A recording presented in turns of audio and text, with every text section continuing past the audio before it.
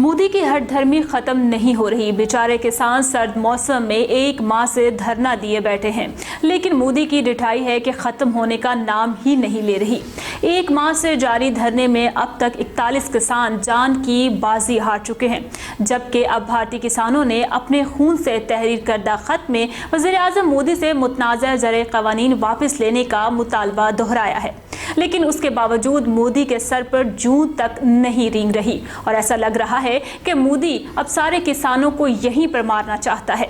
पहले सिखों के खिलाफ ऑपरेशन ब्लू स्टार हुआ था, लेकिन अब मोदी सिख किसानों को सड़कों पर जलीलो ख्वार करके मारना चाहता है। इस वीडियो में आपको बताएंगे कि सिख किसान ने अपने खून से मोदी को लिखे गए खत में क्या कहा और भारत में जारी किसानों के धरने की ताज़ा तरीन सूरत हाल क्या है। मैं हूँ रुबाब नकवी और आप देख रहे हैं खबर दस्त। नाजरीन, आपको बताते चले कि भारत ने मुतनाज़ा ज़रई क़वानीन के खिलाफ किसानों की तहरीक से पैदा शुदा बहरान को ख़त्म करने के लिए हुकूमत के साथ कई अदवार की बातचीत हो चुकी है, लेकिन फ्रीकैन के अपने अपने मौक़िफ़ पर मिस्र रहने की वजह से तातुल बरकरार है।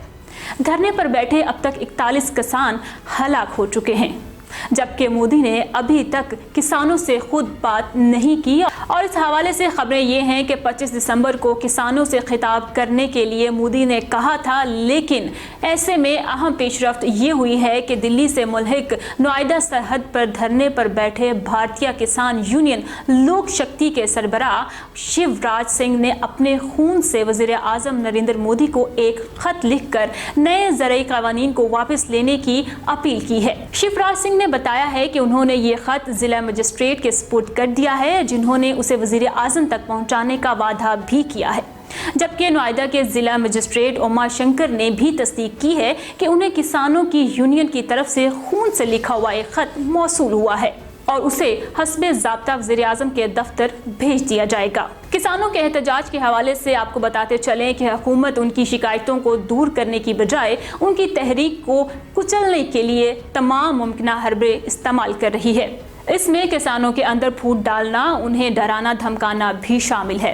हुकूमत एक तरफ तो ये कह रही है कि वो बातचीत के लिए खुले दिल से तैयार है, लेकिन दूसरी तरफ तमाम सरकारी ज़राए का इस्तेमाल करके पूरे ज़ोर शोर से ये अफवाहें भी फैला रही है कि ये तहरीक गुमराह लोगों के ज़रिए चलाई जा रही है और ये किसानों को गुमराह करने की एक साजिश है। इस तहरीक को खालिस्तानी कहा गया है और इसमें माओ नवाज हैं, इसमें जहादी हैं और इसे गैर मुल्की अनासर की साजिश भी कहा गया है। और अभी भी पूरे भारत में हुक्मरान भारतीय जनता पार्टी और हुकूमत पूरी ताकत के साथ इस तहरीक को बदनाम करने की कोशिश कर रही है,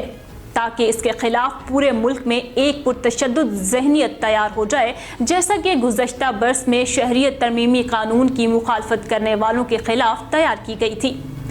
उस वक्त भी यही कहा गया था कि सीए के मुखालफत करने वाले गद्दार हैं, जिहादी हैं, माओ नवाज हैं। उसको बदनाम करने के लिए पूरे समाज बिलखसूस हिंदुओं के अंदर नफरत पैदा की गई और उसके नतीजे में तहरीक चलाने वालों को तशद्दुद का निशाना बनाया गया और बहुत से लोगों को जेलों में डाल दिया गया।